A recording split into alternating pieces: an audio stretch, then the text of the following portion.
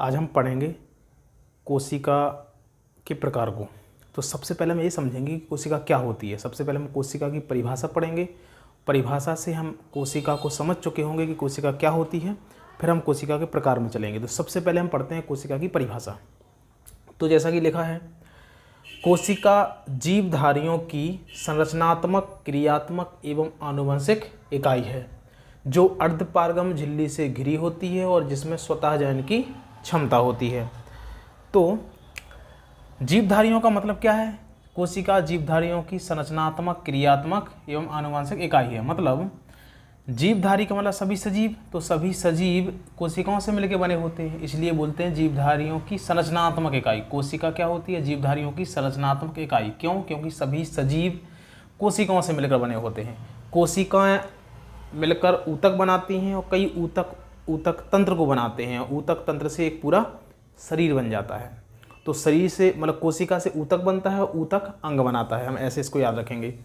तो इसलिए कोशिका जीवधारियों की संरचनात्मक, क्रियात्मक का मीन्स ये है कि हम कोशिका सिद्धांत में पढ़ चुके हैं कि जीवों की क्रियाएं कोशिका की क्रियाओं के कारण होती हैं। जो कोशिका की क्रियाएं होती हैं वो कोशिका के कोशिका द्रव्य में होती हैं।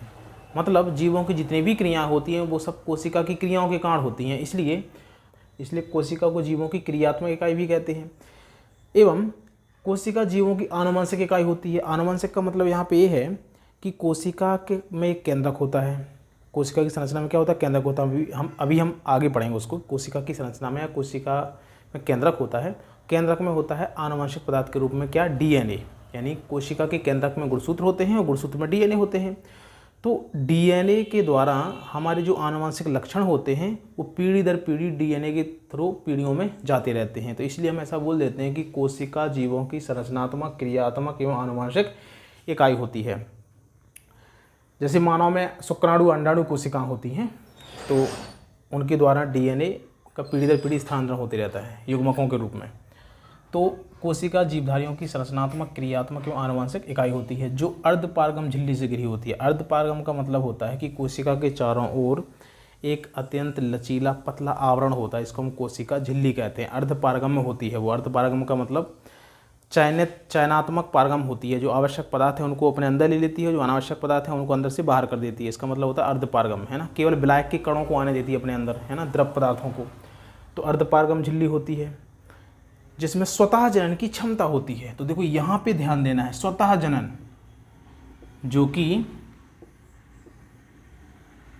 कोशिका सिद्धांत में स्लाइडेन और स्वानेन ने ही बता पाया था कि कोशिकाएं जनन कैसे करती हैं, कोशिकाओं का विभाजन कैसे होता है, नई कोशिका उत्पन्न कैसे होती है। जो रुडोल्फ वर्चो ने बताया था कि कोशिकाएं जो होती हैं वो जो बाद में रुडोल्फ वर्चो ने बताया था कि नई कोशिका पुरानी कोशिकाओं के विभाजन से बनती हैं। इसके लिए उन्होंने कथन भी दिया था ओमनिस सेलुल ई सेलुला, जो कि हम पढ़ चुके हैं। तो स्वतः जनन का मतलब होता है कि नई कोशिका पुरानी कोशिका के विभाजन से ही बनती है ना। इसलिए बोलते हैं कि कोशिका स्वतः जनन की क्षमता भी होती है कोशिका में। तो इसलिए कोशिका की एक परिपूर्ण, बिल्कुल कंप्लीट परिभाषा ये होती है। क्या होती है? फिर से पढ़ते हैं हम। कोशिका जीवधारियों की संरचनात्मक, क्रियात्मक एवं आनुवंशिक इकाई है जो अर्धपारगम झिल्ली से घिरी होती है और जिसमें स्वतः जनन की क्षमता होती है। कोशिका की परिभाषा हो चुकी है। अब हम देखेंगे कि कोशिकाएं कितने प्रकार की होती हैं। तो सबसे पहले हम चलते हैं कोशिकाओं के संरचना में, यानी कोशिका की संरचना में कितने भाग होते हैं। तो देखो थोड़ा यहाँ पे एक कोशिका है, मतलब यहाँ पे हम पढ़ेंगे कोशिका जो होती है, कोशिका की संरचना में मुख्यतः दो भाग होते हैं, कोशिका झिल्ली और जीवद्रव्य। कोशिका झिल्ली का मतलब होता है, जैसे मैं यहाँ पे एक प्रारूपिक कोशिका का चित्र बनाता हूँ। जैसे कि देखो यहाँ पे कोशिका झिल्ली, एक कोशिका के चारों ओर एक पतला लचीला आवरण होता है जिसको हम कोशिका झिल्ली बोलते हैं। कोशिका झिल्ली के अंदर एक ऐसा जीव द्रव्य भरा होता है, यानी द्रव्य पदार्थ भरा होता है जिसको हम जीव द्रव्य कहते हैं। कोशिका के मध्य में कोशिका का एक मुख्य कोशिकांग होता है जिसे हम केंद्रक कहते हैं। कोशिका के मध्य में एक दोहरी झिल्ली से बनी हुई विशेष प्रकार की संरचना होती है जिसे हम केंद्रक कहते हैं। छिद्रित होती है, तो इसकी जो दोहरी झिल्ली होती है वो छिद्रित होती है। तो कोशिका की संरचना में दो भाग होते हैं, कोशिका झिल्ली जो कि ए है, और इसके अंदर क्या भरा होता है, जीवद्रव्य भरा होता है। जीवद्रव्य के भी दो भाग होते हैं। जीवद्रव्य में एक केंद्रक होता है जो कि दोहरी झिल्ली से बना होता है, जिसको हम केंद्रक झिल्ली कहते हैं, और इसके अतिरिक्त जीवद्रव्य में कोशिकांग डले होते हैं, जैसे कि माइटोकॉन्ड्रिया है ना, लाइसोसोम, गोल्जी काय, अंतःप्रद्रव्यी जालिका है ना, ये सब भी कोशिका की जीवद्रव्य में फैले रहते हैं, वितरित रहते हैं।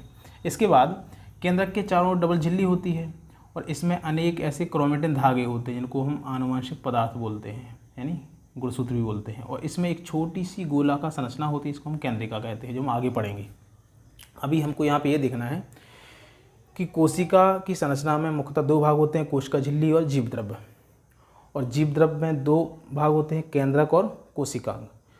तो कोशिका का वर्गीकरण केंद्रक के चारों ओर पाई जाने वाली केंद्रक झिल्ली की उपस्थिति एवं अनुपस्थिति के आधार पर किया गया है। यानी कोशिका के केंद्रक के चारों ओर केंद्रक झिल्ली के पाए जाने अथवा ना पाए जाने के आधार पर कोशिका दो प्रकार की होती हैं, प्रोकैरियोटिक कोशिका, यूकैरियोटिक कोशिका। फिर से, कोशिका में उपस्थित जो केंद्रक होता है ना, यानी कोशिका में केंद्रक के चारों ओर झिल्ली यानी केंद्रक की केंद्रक झिल्ली के पाए जाने अथवा ना पाए जाने के आधार पर कोशिकाएं दो प्रकार की होती हैं, प्रोकैरियोटिक कोशिका, यूकैरियोटिक कोशिका। प्रोकैरियोटिक कोशिका, यूकैरियोटिक कोशिका। प्रोकैरियोटिक कोशिका किसे कहते हैं? वे कोशिकाएं जिनके केंद्रक के चारों ओर केंद्रक झिल्ली नहीं पाई जाती है, या वे कोशिकाएं जिनके केंद्रक के चारों ओर ए वाली केंद्रक झिल्ली नहीं पाई जाती है, उसे हम प्रोकैरियोटिक कोशिका कहते हैं। और वे कोशिकाएं जिनके केंद्रक के चारों ओर केंद्रक झिल्ली यानी कि ए वाली झिल्ली पाई जाती है, जैसे कि इसमें पाई गई है ना, तो ये क्या है, कि यूकैरियोटिक कोशिका है। तो वे कोशिकाएं जिनके केंद्रक के चारों ओर केंद्रक झिल्ली पाई जाती है उन्हें हम यूकैरियोटिक कोशिका कहते हैं, और वे कोशिकाएं जिनके केंद्रक के चारों ओर केंद्रक झिल्ली नहीं पाई जाती है उन्हें हम प्रोकैरियोटिक कोशिका कहते हैं। अभी हम यहाँ पे पढ़ेंगे प्रोकैरियोटिक कोशिकाओं के कुछ लक्षण, है ना। प्रोकैरियोटिक कोशिकाओं के लक्षण को हम पढ़ते हैं। तो वही बात है कि ऐसी कोशिका जिसके केंद्रक के चारों ओर केंद्रक झिल्ली नहीं पाई जाती है उसे हम प्रोकैरियोटिक कोशिका कहते हैं। ये सेल कोशिकाएं होती हैं, क्यों? क्योंकि केंद्रक के चारों ओर केंद्रक झिल्ली नहीं पाई जाती है, मतलब केंद्रक ही नहीं इसमें पाया जाता है ना, तो इसको हम सेल कोशिका कहते हैं। और इनके डीएनए में हिस्टोन प्रोटीन नहीं पाया जाता है। हिस्टोन प्रोटीन क्या होता है? हिस्टोन प्रोटीन नाभिक में पाया जाने वाला अत्यंत क्षारीय प्रोटीन होता है, जो कि डीएनए को न्यूक्लियोसोम्स इकाइयों के रूप में बांध के रखता है, पैक करके रखता है। तो प्रोकैरियोटिक कोशिकाओं के डीएनए में हिस्टोन प्रोटीन नहीं पाया जाता है। तो प्रोकैरियोटिक कोशिकाओं के डीएनए में हिस्टोन प्रोटीन नहीं पाया जाता है, इसलिए प्रोकैरियोटिक कोशिकाओं के केंद्रक को अल्प विकसित केंद्रक कहते हैं, और इनके अल्प विकसित केंद्रक को जीनोफोर या न्यूक्लियोइड कहते हैं। प्रोकैरियोटिक कोशिकाओं के अल्प विकसित केंद्रक को हम जीनोफोर या न्यूक्लियोइड कहते हैं। तो प्रोकैरियोटिक कोशिकाओं के केंद्रक के चारों केंद्रक झिल्ली नहीं पाई जाती है, इसलिए तो उसको हम अल्प विकसित केंद्रक कहते हैं। और इसके डीएनए में हिस्टोन प्रोटीन भी नहीं पाया जाता है, तो हम ऐसा कुल मिला के ऐसा बोल देते हैं कि इसका जो केंद्रक होता है वो अल्प विकसित होता है ना। बोल क्या देते हैं, होता है, अल्प विकसित ही होता है इसका केंद्रक, मतलब अल्प विकसित केंद्रक को हम जीनोफोर या न्यूक्लियोइड कहते हैं। तो प्रोकैरियोटिक कोशिका के केंद्रक को न्यूक्लियोइड या जीनोफोर कहते हैं, हमको याद रखना है ये। अगला पॉइंट है कि प्रोकैरियोटिक कोशिका में झिल्ली से घिरे हुए कोशिकांग जैसे कि माइटोकॉन्ड्रिया, लाइसोसोम, गोल्जी का, अंतःप्रद्रव्यी जालिका आदि अनुपस्थित होते हैं। लेकिन प्रोकैरियोटिक कोशिका की कोशिका द्रव्य में राइबोसोम पाया जाता है। कौन सा पाया जाता है? 70S प्रकार का। देखो राइबोसोम होते हैं दो प्रकार के, हम आगे पढ़ेंगे। 70S प्रकार का राइबोसोम और 80S प्रकार का राइबोसोम। 70S प्रकार के राइबोसोम को हम प्रोकैरियोटिक राइबोसोम कहते हैं। क्यों? क्योंकि ये प्रोकैरियोटिक कोशिका में पाया जाता है। यहाँ पे देख रहे हैं ना तुम, प्रोकैरियोटिक कोशिका में 70S प्रकार का राइबोसोम पाया जाता है। इसके बाद प्रोकैरियोटिक कोशिकाओं की जो कोशिका भित्ति होती है वो म्यूकोपेप्टाइड की बनी होती है। म्यूकोपेप्टाइड का मतलब क्या होता है? म्यूकोपेप्टाइड का मतलब होता है ऐसी कोशिका भित्ति जो कार्बोहाइड्रेट और अमीनो अम्ल की बनी होती है। लेकिन यहाँ पे ध्यान देना है हमको कि ये प्रोकैरियोटिक कोशिका है और प्रोकैरियोटिक कोशिका की कोशिका भित्ति म्यूकोपेप्टाइड की बनी है। इस वाली म्यूकोपेप्टाइड में जो कार्बोहाइड्रेट होगा वो भी सबसे सेल प्रकार का होगा, और जो अमीनो अम्ल होगा वो भी सबसे सेल प्रकार का होगा। तो हम कहते हैं कि प्रोकैरियोटिक कोशिकाओं की जो कोशिका भित्ति होती है वो म्यूकोपेप्टाइड की बनी होती है। इसके बाद प्रोकैरियोटिक कोशिकाओं में यूकैरियोटिक कोशिका की तुलना में जो कोशिका विभाजन होता है वो तीव्र होता है, ये हम याद रखेंगे। प्रोकैरियोटिक कोशिकाओं में कोशिका विभाजन तीव्र होता है, किसकी तुलना में? यूकेरियोटिक कोशिका की तुलना में। अब हम आते हैं प्रोकैरियोटिक कोशिका के उदाहरण की। प्रोकैरियोटिक कोशिका होती कौन कौन सी हैं? तो देखो यहाँ पे मैं मेंशन कर दिया है, जो जीवाणु कोशिकाएं या बैक्टीरिया होती हैं वो प्रोकैरियोटिक कोशिकाएं होती हैं, क्योंकि इनमें अल्प विकसित केंद्रक होता है। जो नीली हरी शैवाल या बीजीए, इसी को साइनोबैक्टीरिया भी बोलते हैं, नीली हरी शैवाल या इसी को बीजीए मतलब ब्लू ग्रीन एल्गी, या इसी को हम साइनोबैक्टीरिया के नाम से भी जानते हैं। तो ये भी प्रोकैरियोटिक कोशिका होती हैं, और माइकोप्लाज्मा भी क्या है? प्रोकैरियोटिक कोशिका। लेकिन यहाँ पे ध्यान देना है कि जो माइकोप्लाज्मा है बहुत इंपॉर्टेंट है। एकमात्र ऐसी जीवित कोशिका है जो O2 के बिना भी जीवित रहती है, और इसके चारों ओर कोई कोशिका भित्ति नहीं पाई जाती, हम याद रखेंगे इसको। माइकोप्लाज्मा एकमात्र ऐसी जीवित कोशिका है जो ऑक्सीजन के बिना जीवित रहती है। इस प्रकार से ये प्रोकैरियोटिक कोशिकाओं के लक्षण हो गए। अभी हम पढ़ते हैं यूकेरियोटिक कोशिकाओं के लक्षणों को। यूकेरियोटिक कोशिकाओं के लक्षण क्या होते हैं? देखो, बोर्ड एग्जाम में प्रोकैरियोटिक कोशिका और यूकेरियोटिक कोशिका में अंतर बहुत अधिक आता है ना, दोनों में डिफरेंस पूछ लेते हैं ना, तो हमें इनके पहले अच्छी तरीके से लक्षण आने चाहिए। और कोशिका की परिभाषा ये लिखी है, बिल्कुल स्पष्ट परिभाषा है, जो कि देखो कोशिका सिद्धांत को रिलेट करती है ना। ये ऐसी परिभाषा है जो कोशिका सिद्धांत को रिलेट करके चलती है, तो इसी को हम बोलते हैं बहुत ही स्पष्ट परिभाषा कोशिका की। अब हम पढ़ते हैं यूकेरियोटिक कोशिका को। तो सबसे पहले तो इसका स्क्रीनशॉट ले लो, फिर हम चलेंगे यूकेरियोटिक कोशिका में।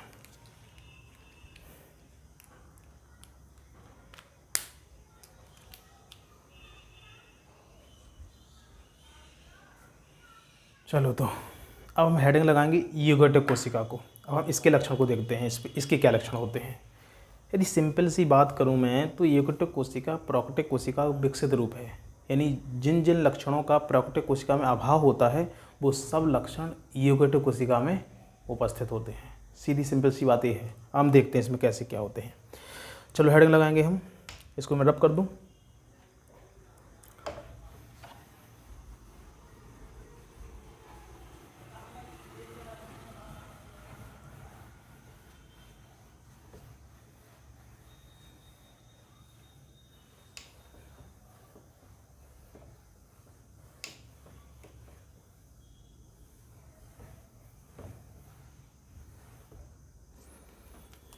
अब हम हेडिंग लगाएंगे यूकेरियोटिक कोशिका।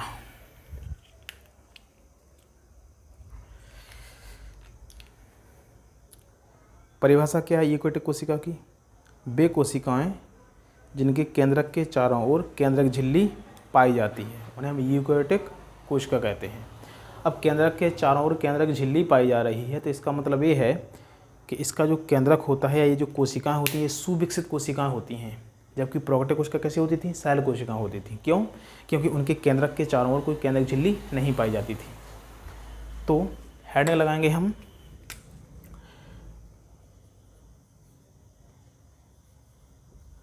यूकैरियोटिक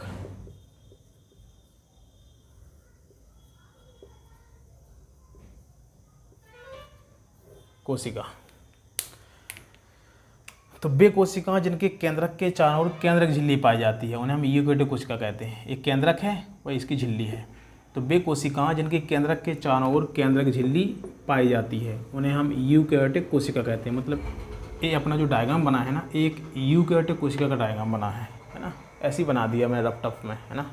ओरिजिनल जो होता है वो अभी हम आगे बनाएंगे क्या होता है। तो सबसे पहला लक्षण कि इनके केंद्रक के चारों ओर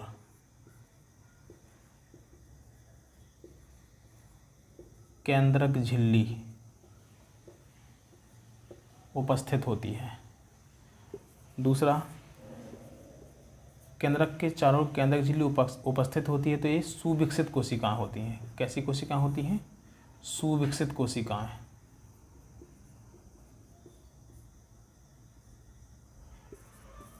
अब सुविकसित कोशिकाएं होती हैं मतलब इनके डीएनए में हिस्टोन प्रोटीन पाया जाता है। इनके डीएनए में हिस्टोन प्रोटीन कैसा होता है? हिस्टोन प्रोटीन अत्यंत क्षारीय होता है ना। फोर्थ, अगला लक्षण कौन सा है? इनमें झिल्ली से घिरे हुए कोशिकांग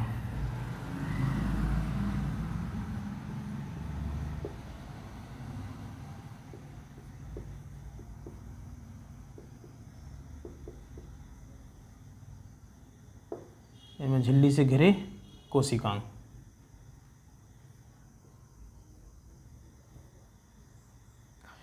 इनमें झिल्ली से घिरे कोशिकांग, जैसे कि ये है माइटोकॉन्ड्रिया। मैंने यहाँ पे M मतलब माइटोकॉन्ड्रिया, L मतलब लाइसोसोम, G मतलब गोल्जी का और ER मतलब एंडोप्लाज्मिक रेटिकुलम मैंने यहाँ पे लिख दिया है, पाए जाते हैं ऐसे कोशिका द्रव्य में। तो इनमें झिल्ली से घिरे कोशिकांग जैसे कि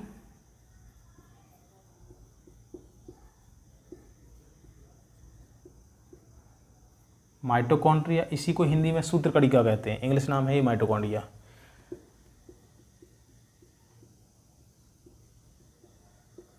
गोल्जी का है,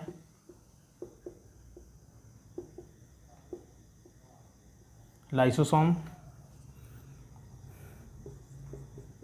ER आदि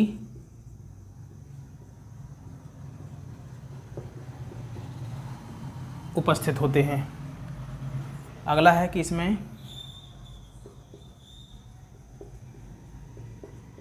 जो राइबोसोम होते हैं वो 70S और 80S दोनों पाए जाते हैं। इनमें 70S 80S दोनों प्रकार के राइबोसोम पाए जाते हैं। अगला है कि जो यूकेरियोटिक कोशिकाएं होती हैं वो दो प्रकार की होती हैं। दो प्रकार की होती हैं, दिख रहा है ना नीचे। ये दो प्रकार की होती हैं। सबसे पहली जंतु कोशिका, जंतु कोशिका, और दूसरी पादप कोशिका। इन दोनों को हम अगले लेक्चर में पढ़ेंगे। तो इस प्रकार से ये यूकेरियोटिक कोशिका के लक्षण हो गए। फिर से यूकेरियोटिक कोशिका के केंद्रक के चारों केंद्रक झिल्ली पाई जाती है, इसलिए इनको सुविकसित कोशिकाएं कहते हैं। इनके डीएनए में हिस्टोन प्रोटीन पाया जाता है। इनमें झिल्ली से घिरे हुए कोशिकांग जैसे कि माइटोकॉन्ड्रिया, गोल्जी का, लाइसोसोम, ER, इनकी अंतःप्रद्रव्यी जालिका आदि उपस्थित होते हैं। इनमें 70S 80S दोनों प्रकार के राइबोसोम पाए जाते हैं। ये दो प्रकार की कोशिकाएं होती हैं, जंतु कोशिका, पादप कोशिका। इस तरीके से हम दोनों में अंतर भी कंप्लीट कर लेंगे। अंतर में क्या करना है, इनके लक्षणों को ध्यान में रखते हुए उनकी तुलना यूकेरियोटिक कोशिका के लक्षणों के साथ करते जाना है, तो दोनों में अंतर हो जाना है। तो इस प्रकार से हम दोनों में अंतर भी याद कर लेंगे। अब नेक्स्ट लेक्चर में हम पढ़ेंगे कि जो यूकेरियोटिक कोशिकाएं होती हैं वो दो प्रकार की होती है, जंतु कोशिका और पादप कोशिका। किस आधार पर दो प्रकार की कोशिकाएं होती हैं, तो उसको हम अपने अगले लेक्चर में समझेंगे। तो अभी हम इस तरीके से इनको याद रखेंगे तो कोई दिक्कत तो होगी नहीं, समझ में आ गया होगा, है ना।